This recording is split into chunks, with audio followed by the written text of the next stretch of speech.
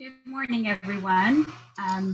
We are probably waiting on a few more people to join us, as I just sent out a reminder of how to log on today. But while people are doing that, those of you who've already logged on, if you would like a copy of today's handout to look at as we proceed through the presentation, you can follow the directions that are on the screen. It's at the same place where you can obtain the current link for Zoom. So those of you who are on probably have seen where the handout is as well. But this is where you will also find the links for the next two webinars. It's at the same location, so you don't have to keep remembering the login and password. You can log in as guests. So I do see several more joining us. So we will go ahead and get started, as there's a lot of information to cover today. As I've mentioned before, we are recording this, just as we have others. The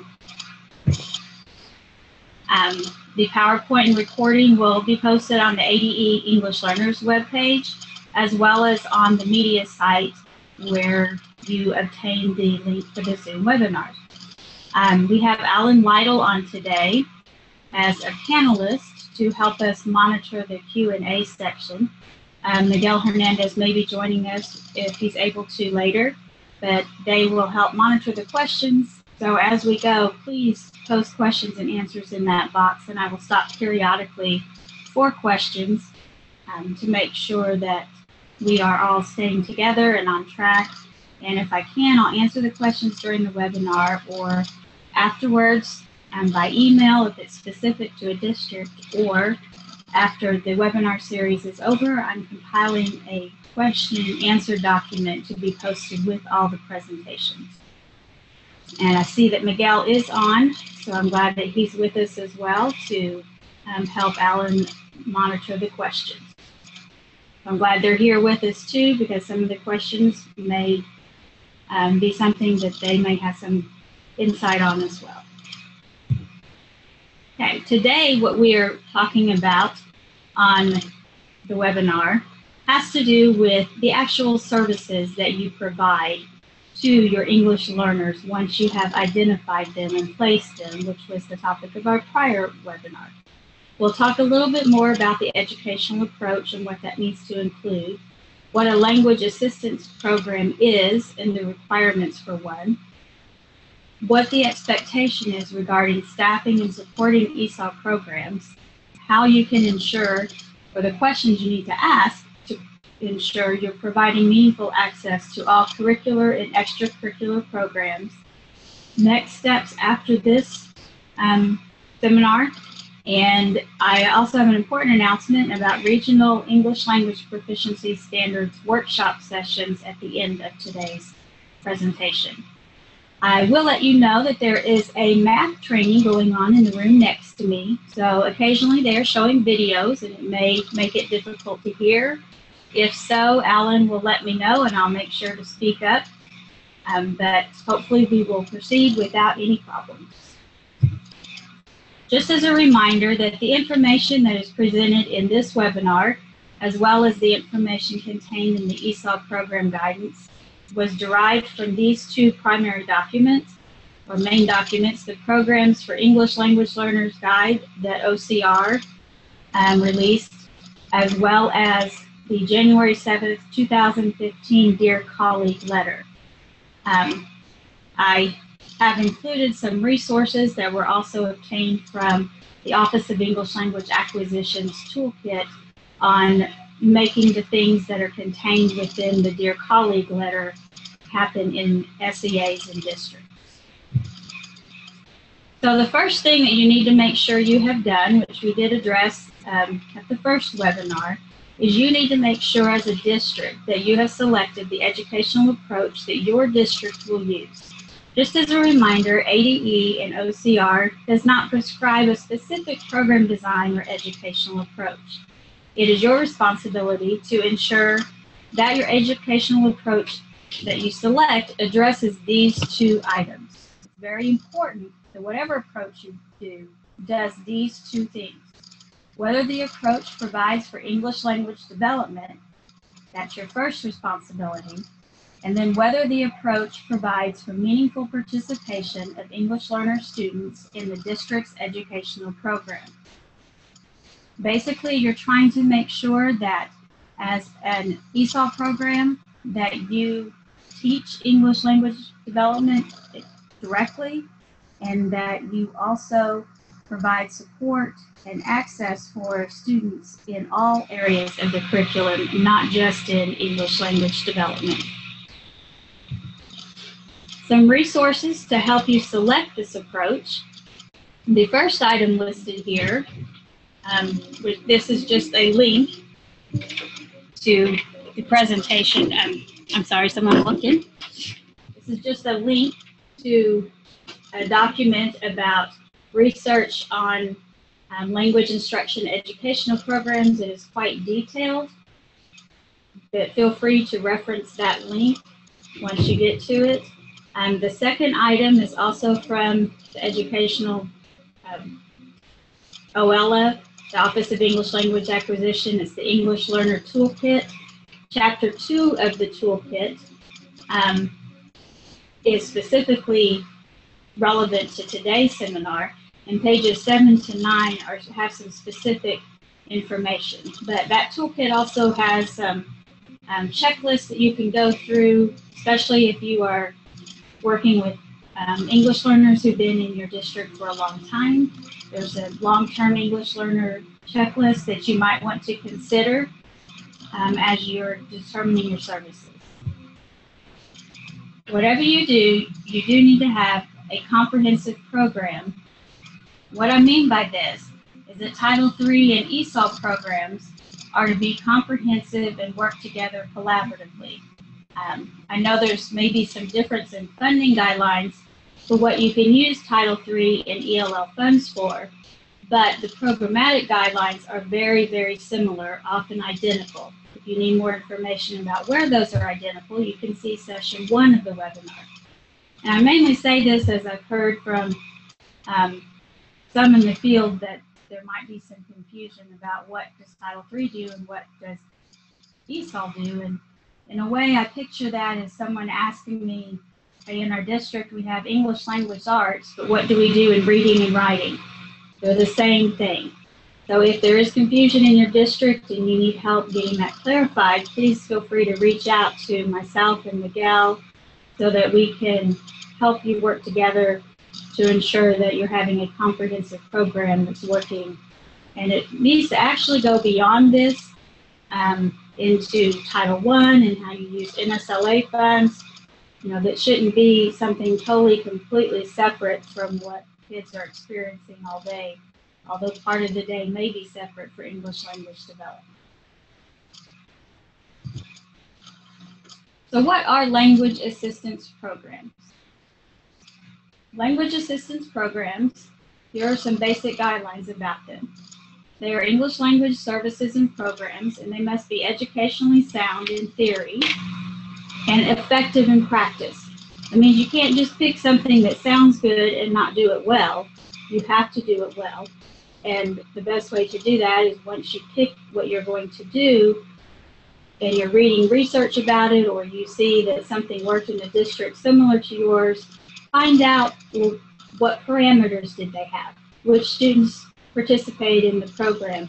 What was the training for the teachers? How long did they meet? What curriculum did they use? All of those things need to be done as they were designed to be done in order to be effective.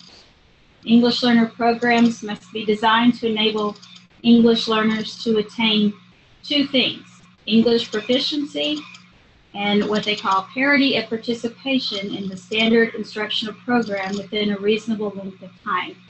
Basically, that means that you're closing the achievement gap for them, that they can perform at the same level as their non-EL peers in a reasonable length of time. LEAs, or districts, must also offer EL services and programs until your English learners are proficient in English and can participate meaningfully in educational programs without English learner support. So if they're not yet able to meet the established exit criteria, you need to be addressing how you're providing support to those students so that they can reach English proficiency in a timely manner.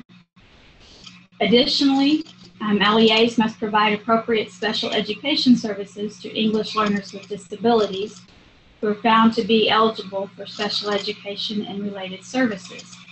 This specific line here, this topic, will be addressed in the next webinar. I know there'll probably be several questions about that, but we will talk about that one specifically next time.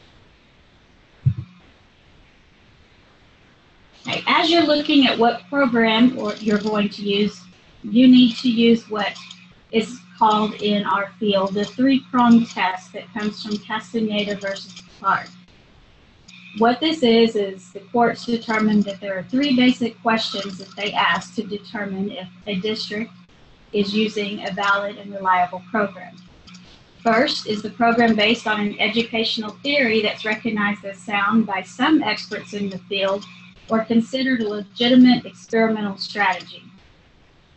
Are the programs and practices, including the resources that you have and the personnel, reasonably calculated to implement this theory effectively? It goes back to, you picked a theory, but are you putting the staffing behind it and the resources behind it that were intended when you found that theory to be effective? Then does the program actually succeed in producing results that indicate students' language barriers are being overcome within a reasonable period of time? That's where program evaluation comes in, and you need to make sure that if you're producing results, you keep on going with what you're doing. If your results are not adequate, then you need to tweak your program and adjust it as needed in order to meet the needs of your students. So what are some theories or programs that are common under this first prong? And this actually comes from the document provided in the Dear Colleague letter. Okay, one common EL program is ESOL, English for Speakers of Other Languages, or English Language Development. These are somewhat used interchangeably along with the term ESL. They're all the same thing, just so you know that. This is specifically designed to teach English learner students explicitly about the English language. It includes addressing academic vocabulary needed to access content instruction, but also developing their English language proficiency in all four language domains: speaking, listening, reading, and writing. In this part of a program, or this program, the instruction is in English with little use of the English learner students' primary languages. However, I want to make sure it's clear you may still use their first language as a resource. For instance, there are some practices about teaching minimal pairs that will help students as they're acquiring English. And often which minimal pairs you need to address depends on the student's primary language and the sounds that confuse them. As well, some ask me at times if they can use first language resources in their classrooms, and you can. Is similar to how you can use a word-to-word dictionary. You know, if it is a tool in order for them to access the English content, then that is okay. Another approach that is mentioned in the Dear Colleague letter is structured English immersion. This is designed to teach English language skills so the English language students can transition and succeed in an English-only mainstream classroom once proficient. All instruction is in English. It is provided by an ESL endorsed teacher who has strong skills in promoting English language development and structured English immersion strategies to make sure the students access content.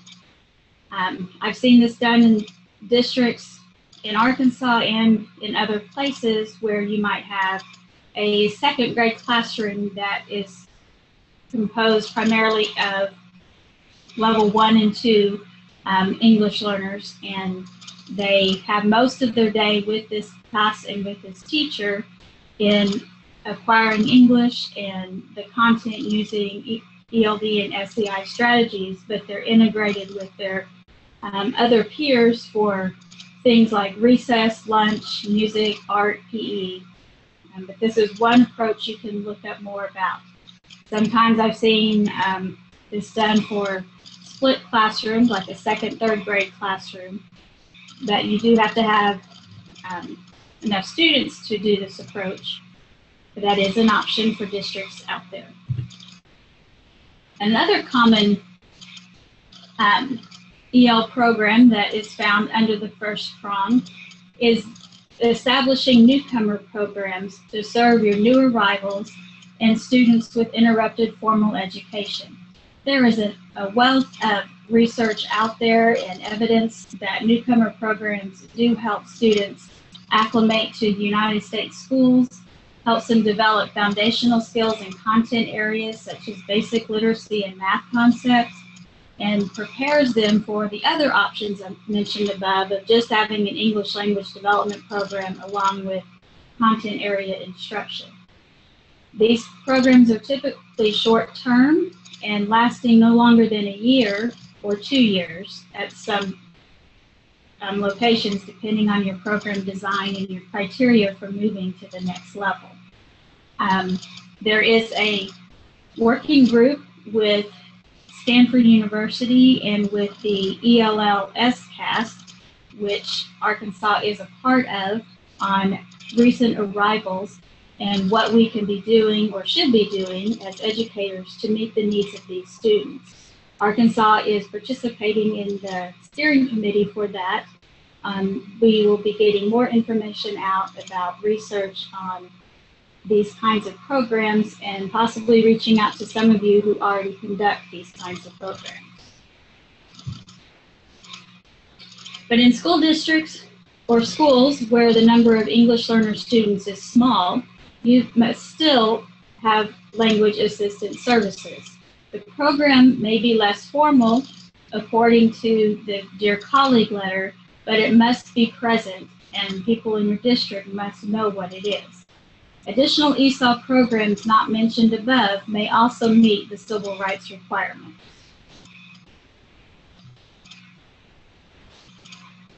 Tricia, we got a question. Could we answer it? That is fine. Okay. Basically, this is talking about the different types of programs, and a district wants to know if you can use a combination of program definitions rather than being a singly defined district. Absolutely. You can use a combination, and in just a few minutes I'm going to talk about how you actually need to have differentiated services based on the needs of your students. A good question. Okay, here are some guiding topics to think about. These are worded a little differently than the ones in the handbook, or the program guidance. I keep calling it handbook, but it's program guidance that is on ADE's website. But these are some topics to think about as you are deciding for your district, as a district, what you're going to do for services and program options. You need to define what educational theory you're basing your programs on. There are several out there. I am in the process of compiling a live binder that has some of this information in it. It's just not ready to release yet. Then you need to define what are the resources needed to effectively implement the chosen program. Materials, training, staff, etc. What do you need to have to do what you selected for your district?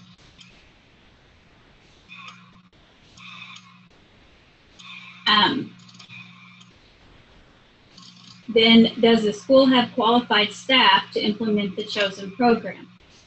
So we'll talk about that in just a minute, I think. Then how are placement in a particular EL program and the provision of EL services informed by a student's English proficiency level, grade level, and educational and language backgrounds?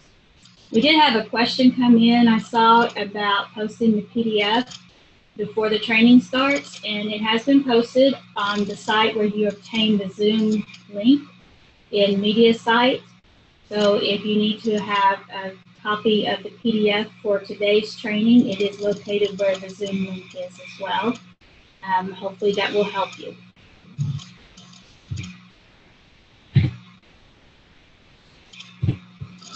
Another guiding topic is our EL services and programs provided to all eligible English learners, regardless of scheduling conflicts, grade, disability, or native language. You can't use the excuse of, well, it just doesn't work out in their schedule, so we're not going to give this student English learner services. You need to figure out a way to provide services, even if it means tweaking what you mean by services or providing training to more people in order to make what needs to happen for the students occur. Then does the chosen English learner program include instruction that's aligned to your state English language proficiency standards and to your grade level content standards?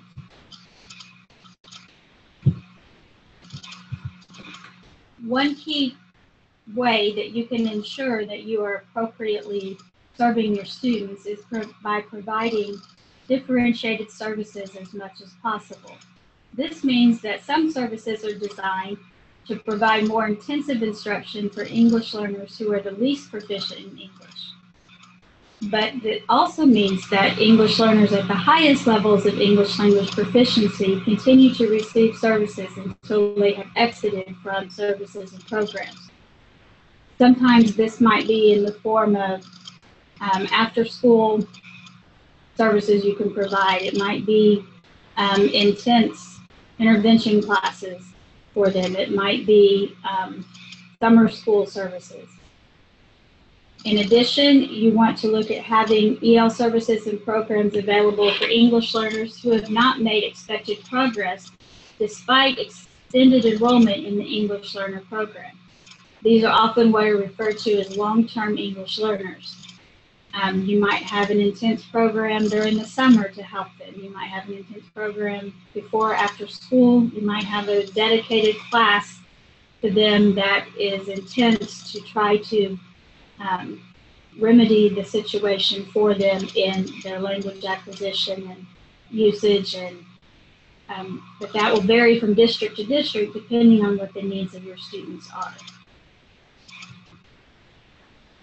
Here's an example that the Dear Colleague provided for a language assistance program.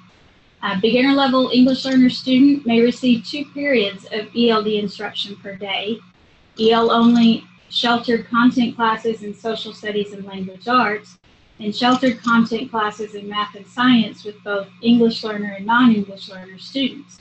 But as his English proficiency increases to a high intermediate level, he transitions into a daily period of English language development targeted to his lack of English proficiency in writing, and sheltered classes with English learner and non-English learner students. So this is differentiated based on their proficiency level, and often differentiated based on their grade level, depending on, often an older student needs this type of support, whereas a younger student would not need as much support. Another example, a school district enrolls English learner students at the high school with a range of English proficiency levels and years of study in the ESOL program. Recognizing that different English learner students have different needs, they create English learner only ELD classes that appropriately target the English proficiency levels of students and the specific needs of long-term EL students. These ELD courses, which EL students take in addition to grade level English, are designed to provide language development services with an emphasis on advanced academic vocabulary and expository writing.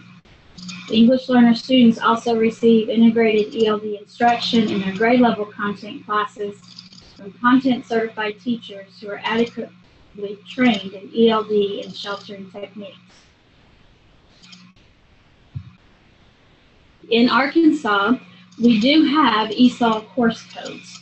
You can find them by going to the course codes management system, which the address is provided here, and enter ESL in the course title box. For ESOL English classes, there are separate course codes for 9th grade, 10th grade, 11th grade, and 12th grade ESOL English. This provides actual English credits for a student. It does require that the teacher who is assigned to this class is licensed in English. You can see the specific licensure codes on the course code management system. And It can be set up in a district where you can change the last digit to represent different proficiency levels. You could have a 9th grade level 1 and 2 class that maybe ends with a 1, and the 9th grade level 3 or 4 class that ends with a 2. The last digit you can use as needed, as you can with any other course code, to meet the needs in your district. You may also teach more than one code at the same time. For instance, ESOL English 9 and English 10 with the same teacher at the same time. They just need to make sure they're addressing the content standards for 9th and 10th grade, which under our content standards are similar at this point in time. Another course code that you can use, for instance, if you want to provide English language development in your scheduling, is the English language learner code, which is listed here, found in the same location. Some districts also use content area ESOL courses.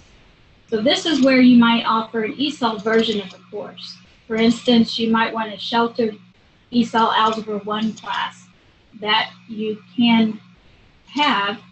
You use the regular Algebra 1 course code and you change the last digit to something for your district. I put an E in here to indicate it's ESOL Algebra 1, but notice that says it could be with an E. That last digit is entirely up to your district on how you want to differentiate it. It is recommended that any ESOL sections of content area courses you have be taught by an ESOL endorsed teacher.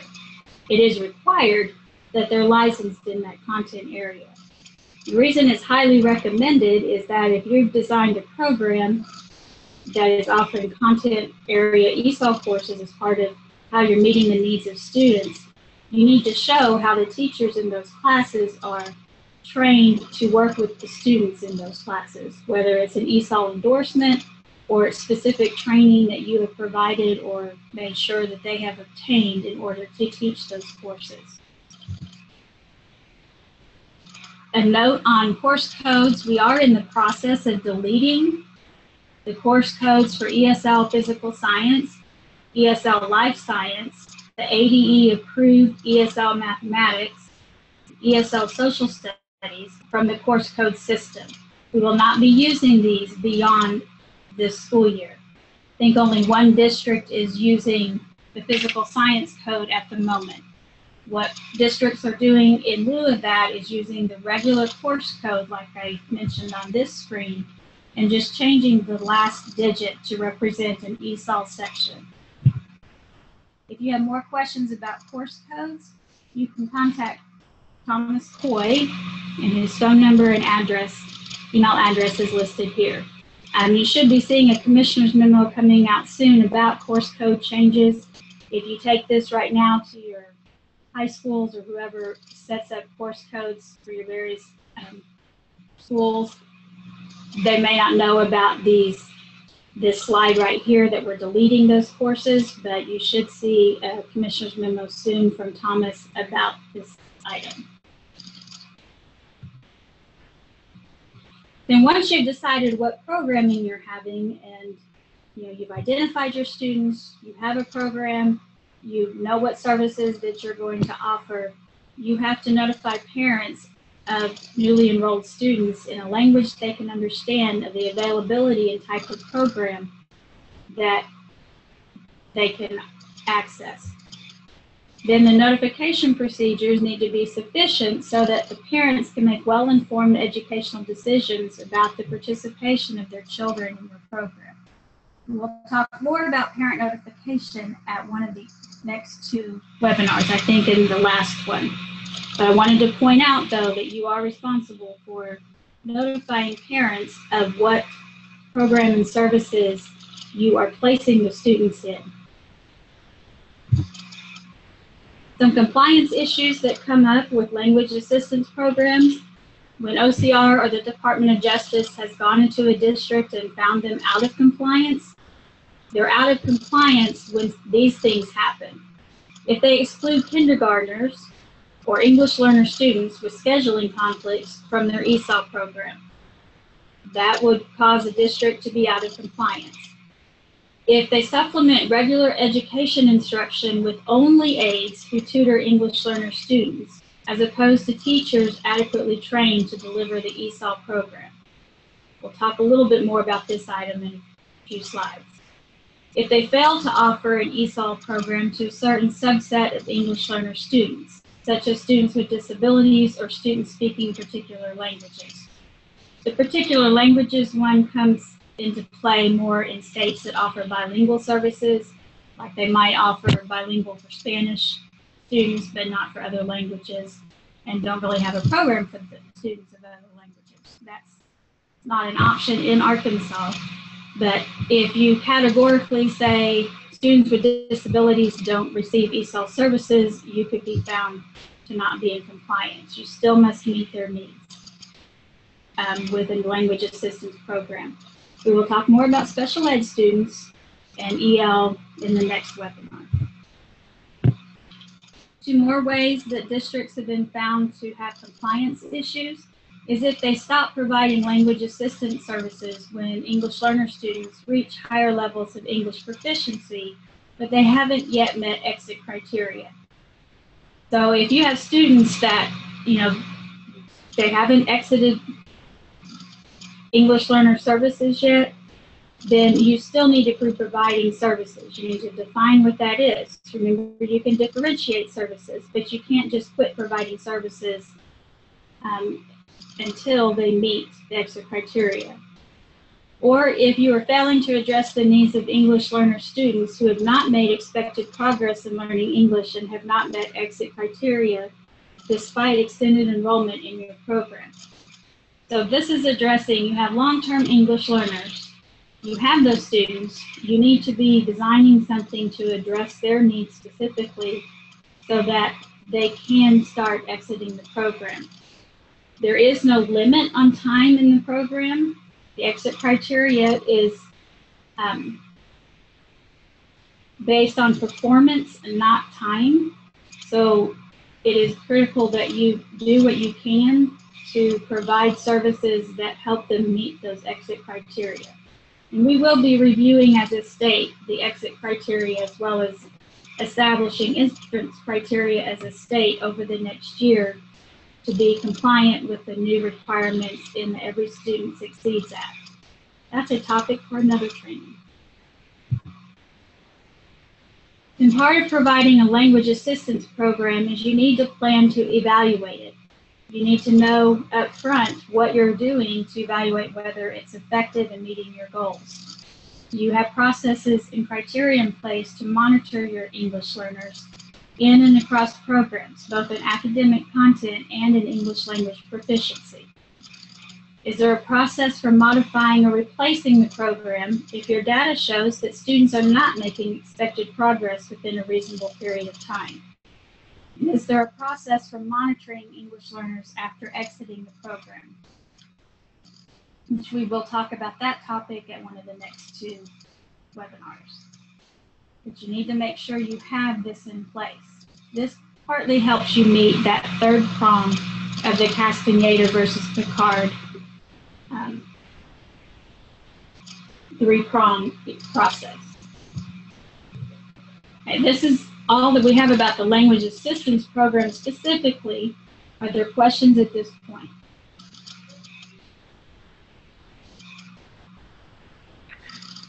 Okay, Tricia, here's one. Would it be a compliance issue if we have students that are advanced, or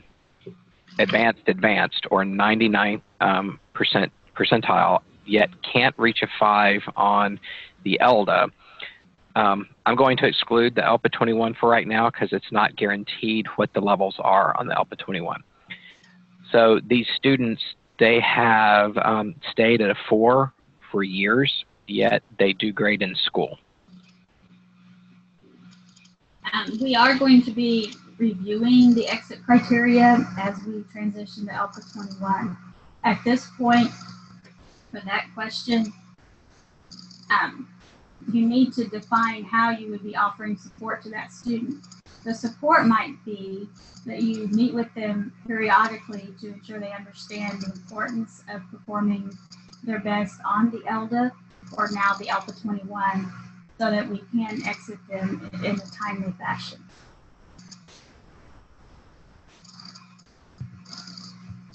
Now move my mouse.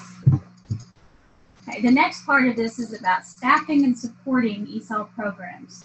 The district has an obligation to provide the personnel and resources necessary to effectively implement your chosen ESOL program or programs. This includes having highly qualified teachers to provide language assistance services, trained administrators who can evaluate these teachers, and adequate and appropriate materials for the ESOL programs. For teachers, this means that every school district, you have to ensure that you have an adequate number of teachers to instruct your English learner students, and that these teachers have mastered the skills necessary to effectively teach in the district's program for English learner students. Obviously, this number will differ from district to district depending on how many students you have. Where formal qualifications have been established using a specific Arkansas course code, or if you generally require your teachers in other subjects to meet formal requirements, a school district must either hire teachers who already have that formal qualification to teach your English learner students, or require that teachers already on staff be trained or work towards attaining the necessary formal qualifications in a reasonable period of time. What this is addressing here is that if you're going to have an ESOL English class at your middle school, and you have English classes for other students at your middle school. In Arkansas, English classes must be taught by a middle school English language arts certified teacher. Likewise, an ESOL English class must be taught by a certified English language arts teacher. In addition, they should also have the appropriate training to work with language students. Some districts in the past or around the country that have problems in this area, they've used teachers who are not certified in their area to teach ESL classes. And that is not acceptable in the long run. You have to show that they're working towards obtaining the necessary formal qualifications and not just keep using teachers who are not formally qualified to teach what grade level or what content area that you are having them teach. For administrators to evaluate teachers, your district needs to ensure that administrators who evaluate the ESOL program staff are adequately trained to meaningfully evaluate whether your ESOL teachers are appropriately employing the training in the classroom and are adequately prepared to provide the instruction that will ensure that the ESOL program model achieves its objectives. In other words, if you are having an English language development program that you have gotten training from a certain model, some models that are out there, there's the ELD program from EL Achieve, there is the gradual release model, there is SIOP, which is Sheltered Instruction Observation Protocol, which is more appropriate for classroom teachers, content classroom teachers to use.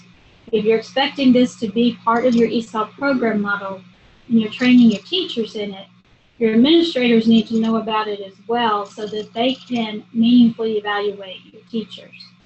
There is a document on ADE's English Learners page called ESOL Considerations for Tests. What this document has done, a group of educators in the Northwest region worked on this a couple of years ago to identify how educators can show that they are meeting the different domains of the Danielson model that we use in tests. This includes potential artifacts that ESOL teachers could provide to show that they are meeting that particular indicator.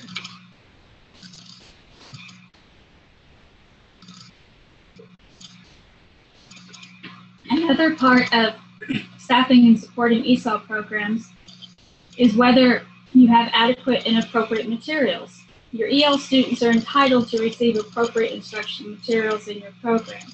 including adequate quantities of English language development materials at the appropriate English proficiency and grade level.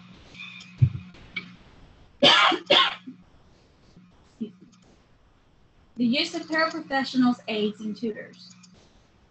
This may not take the place of qualified teachers.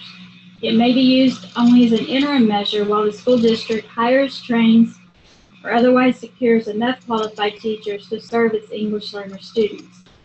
If the district uses paraprofessionals to provide language assistance services to English learner students that supplement those provided by qualified teachers, it may do so only if the paraprofessional is trained to provide those services and that they are instructing under the direct supervision of a qualified teacher. Under the direct supervision of a qualified teacher is referencing the planning portion of their day, that they have a teacher that knows how to work with these students, working with them to help plan what services they're actually providing to the students. It does not mean that you have to be in the same room together where you can actually see each other. That is assumed you're hiring safe people to work with students anyway. So this is not something we have said, but something that the Dear Colleague letter has said has to occur regarding paraprofessionals, aides, and tutors.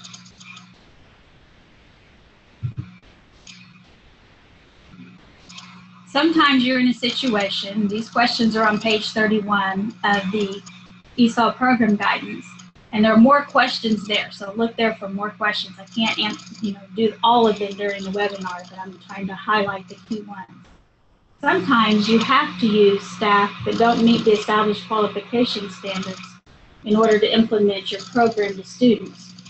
So part of your plan needs to address the following: what are the training needs of your current staff, whether you need in-service training, formal college coursework like for an ESOL endorsement.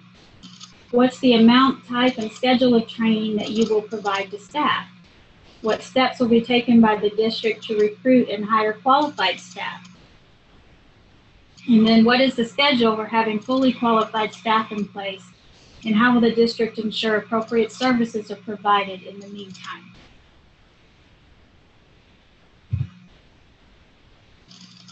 Here are some examples that the Dear Colleague letter provided on staffing and supporting.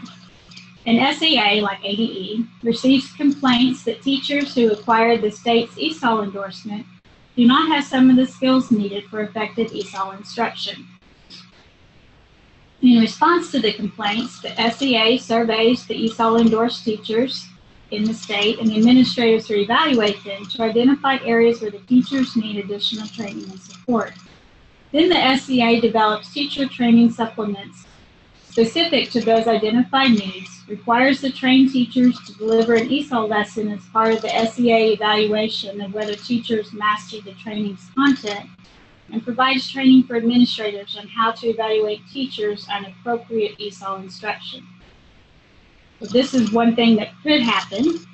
It has happened somewhere if it's mentioned in the Dear Colleague letter. Another example, a school district with a structured English immersion program consisting of ESOL and sheltered content instruction does not have a sufficient number of either qualified ESOL licensed teachers to provide the services or qualified content area teachers who are adequately trained to shelter content for English learner students. So the school district creates an in-service training on sheltering techniques, requires all the core content teachers to successfully complete the training within 2 years, and requires a quarter of its new hires to obtain an ESOL license within 2 years of their hiring date.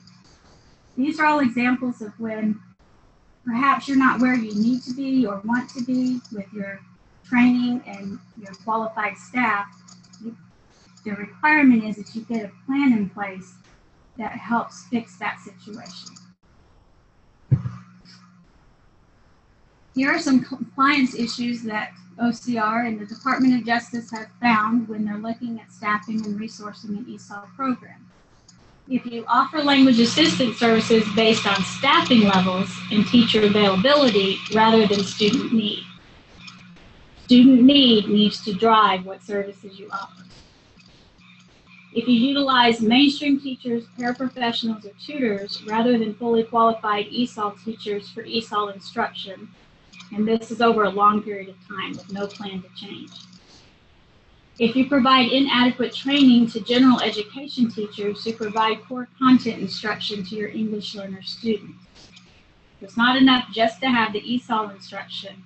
Your general ed teachers also need to know what they can do to make the core content meaningful.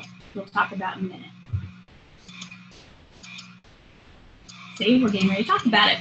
For providing meaningful access to all curricular and extracurricular programs. You have to ensure that English learner students acquire English proficiency and they recoup any deficits that they may incur in other areas of the curriculum as a result of spending extra time on English language development. Meaningful access means in all areas of your school program. Curricular areas, co-curricular, extracurricular. So there's a list here of things that you need to make sure if you offer them that you're including your English learners in a meaningful way.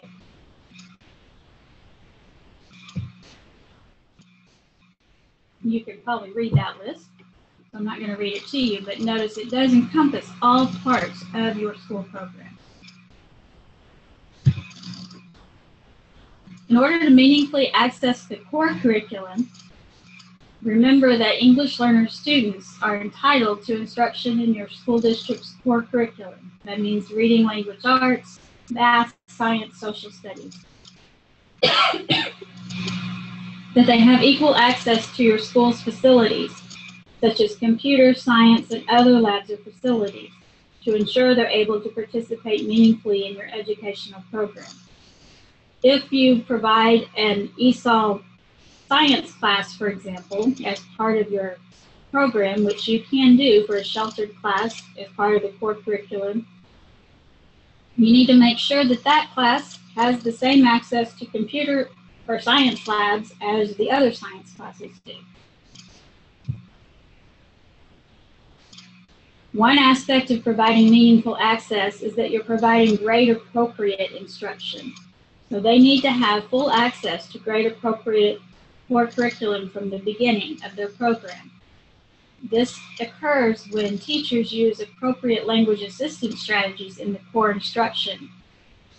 That may require that you provide more training to your teachers. If this ensures that specialized instruction you may provide, such as sheltered English or sheltered classes, that they don't use a watered-down curriculum that leaves them with academic deficits when they transition to a general education classroom.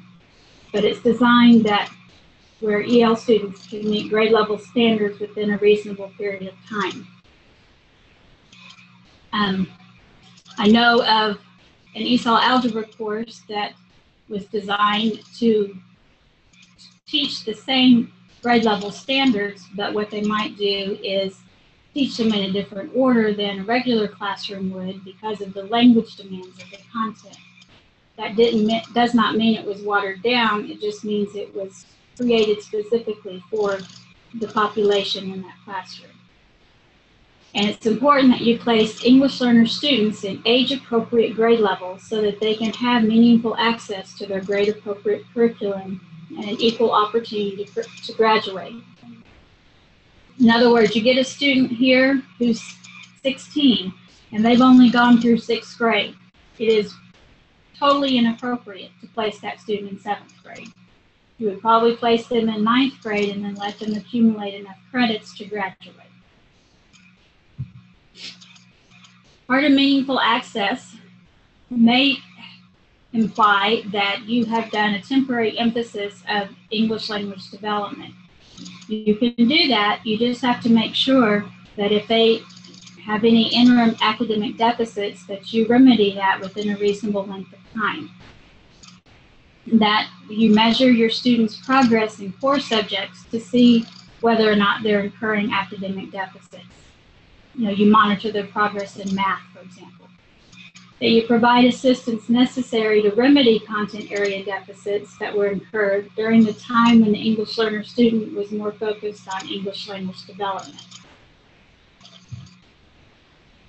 For students entering 9th grade as beginning English learners, this comes from the Dear Colleague letter, and in that they state that if an EL student enters the 9th grade with beginner level English proficiency, the school district should offer English learner services that would enable her or him to earn a regular high school diploma in 4 years. They should have the opportunity to be competitive in meeting college entrance requirements, and you should ensure that you don't have any structural barriers within the design of your program that prevents them from students who enter high school with beginner proficiency from graduating on time with the prerequisites to enter college.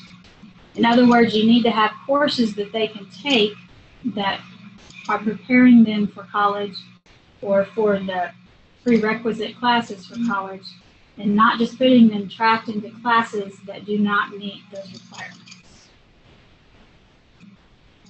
Keeping in mind, you can offer ESOL versions of classes as long as you're teaching towards the same standards and not using a watered-down curriculum. Another part of providing meaningful access is that you need to progress monitor your English learners in English proficiency and core content. You need to use appropriate and reliable methods to do that, to see if their English language proficiency is progressing and whether or not they're progressing in various areas of the core curriculum. Only by measuring the progress in these areas can you determine if students are falling behind, and you need to ensure that they're not incurring what they call irreparable academic deficits. Here's one example from the core curriculum. A science class using sheltered instruction for English learner students should offer the same content and the same access to laboratories as a general education science class. Or while a 9th grade EL student with interrupted formal education may need targeted help in math to catch up to his grade level math curriculum, you should provide that access to that curriculum and not just restrict to an elementary grade math curriculum. This example I'll let you read in the interest of time is about an SEI program, which it just is talking about that if you find out students in that course are falling behind students who are not in that course, then you need to remedy that and provide a way for those students to catch up. For specialized programs, you may not categorically exclude English learner students from services such as gifted and talented or advanced placement, honors, etc. Unless a particular program or advanced course is demonstrated to require proficiency in English for meaningful participation, such as the advanced placement English literature course. That does have more requirements for advanced English skills, whereas an AP calculus course or an AP science course should not necessarily require proficiency in English for meaningful participation. So in other words, you cannot screen out EL students just because of their limited English. One example of ensuring this happens correctly, an English learner student demonstrates advanced math skills in the classroom but does not perform well on English language diagnostic tests. So the student's math teacher recommends the student for the gifted math program. The school then uses a different testing method, such as a nonverbal assessment or math-only test with their English learner testing accommodations to give the student an opportunity to demonstrate their readiness for entrance into the gifted math program. And I'll summarize this one. This is where a school would require an overall B average to enroll in an AP calculus class, as well as a B+ math average. What the district did is they dropped the overall B average because perhaps they're not performing as well in their English or history classes that require more reading, but they're doing well in math. You need to make sure that the requirement to enter an advanced math class is related to their math performance. Some issues that come up with specialized programs is if you schedule English learner language acquisition services during times when gifted and talented programs meet, and then don't allow them to participate in both if they need both. Or if you exclude students from all components of a gifted and talented program, even though proficiency in English is not necessary for participation in a math, science, or technology component of your gifted and talented program. Or if you use arbitrarily high admissions criteria in English for a gifted and talented math program that causes your EL students to be excluded. Or if when you're asking for recommendations of students for gifted programs, you ask all the teachers except the teachers of the ESOL classes. You need to ask all teachers, not just regular classroom teachers. So, are there any, I'm going to go through the next couple slides. If you have any questions, make sure to post them. We do have 2 more webinars, one on avoiding segregation, identifying serving special education language learners, and then one on exiting monitoring students and communicating with parents, as well as program evaluation. There is a commissioner's memo coming out soon with the details about this, but these are the dates for a regional ELP standards workshop coming up. We are partnering with Education Northwest out of Oregon, who helped Oregon roll out the English language proficiency standards that we also use that are aligned to the ELPA 21 assessment. They helped roll out the training to districts in Oregon and are experts in those standards and in training people in how to apply those standards to regular classrooms as well as ESOL classrooms. The ELP standards are not meant just for ESOL teachers. They are meant for any teacher who works with an English learner student. There will be 3 days of training. They build upon each other. It will be delivered in a trainer-of-trainer type model so that once participants leave the sessions, they are then able to provide training back in their districts or schools to other teachers and educators who work with language learners. These are the 6 sites provided around the state. You may attend any site. It is not limited to the people who work in districts with each of these cooperatives. We couldn't go to all 15 cooperatives, but we can do these 6. There will be more information about the content of the 3 days and how to register. It will be on ESC Works like you register for other workshops. However, they're still in the process of entering those and releasing these dates out to educators to be able to enroll in these courses. You'll have to look at each date in ESC Works at each co-op to find out the details about the specific location, room numbers, meal, lunch arrangements. Some sites, lunch is provided depending on the location of the co-op, and some sites, lunch is on your own. But there is a commissioner's memo coming out soon with details about this. I will also be recruiting about 6 to 8 teachers who would like to, or educators in general, they don't necessarily have to be teachers, who would like to become trainers in this model in the future to help districts and co-ops who could not come and participate this first summer, that we keep rolling out the training over time. So look for an email from me about that process as well.